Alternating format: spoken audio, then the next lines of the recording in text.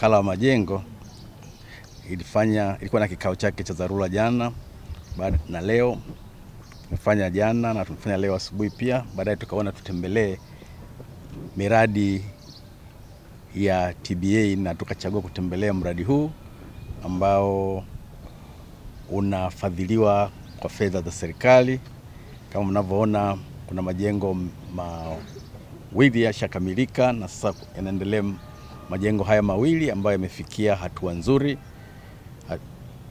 Jengo moja liko kwenye finishing au hatua za mwisho, na jengo jingine pia linaendelea na katika hatua hiyo, lakini liko nyuma kidogo, na matarajio ni kwamba itakapofika Oktoba miradi hiyo imekamilika na Watanzania waweze kupata mahali pa kujihifadhi kwa wale ambao watakuwa wanahitaji kupata nyumba katika maeneo haya.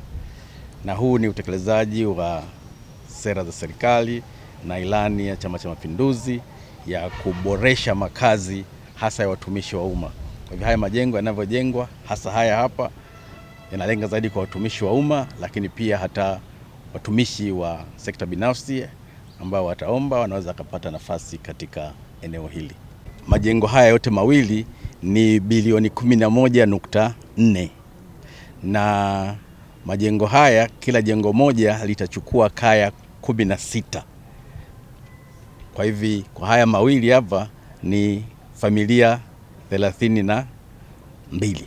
Katika eneo hili la Magomeni Kota ni eneo kubwa ambalo lina takriban ekari 32, na hapo awali limekuwa na nyumba zile ndogo ndogo za chini.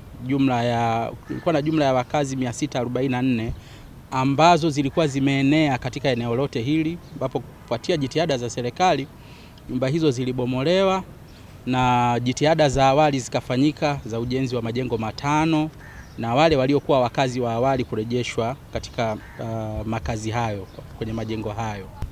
Progress ya utekelezaji wa mradi iko vyema na ni matarajio yetu kwamba kufikia mwezi Oktoba mwaka huu basi wananchi au watumishi wa umma watapata fursa ya kuingia katika majengo haya mawili ambayo yanakamilishwa sasa. Lakini tunatarajia pia kuanza jengo moja lililobaki katika mwaka huu wa fedha.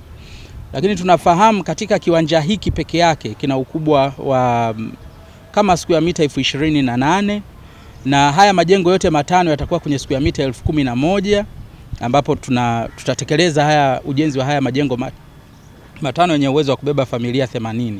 Sasa square mita nyingine zilizobaki 17,000 tayari wakala umetangaza katika vyombo mbalimbali vya habari kuwakaribisha sekta binafsi kuja kushirikiana na wakala katika uendelezaji wake, na ni eneo ambalo ni prime zaidi. Tutaona eneo hili linalo face Kawawa Road lote limebaki pamoja na Kondoa.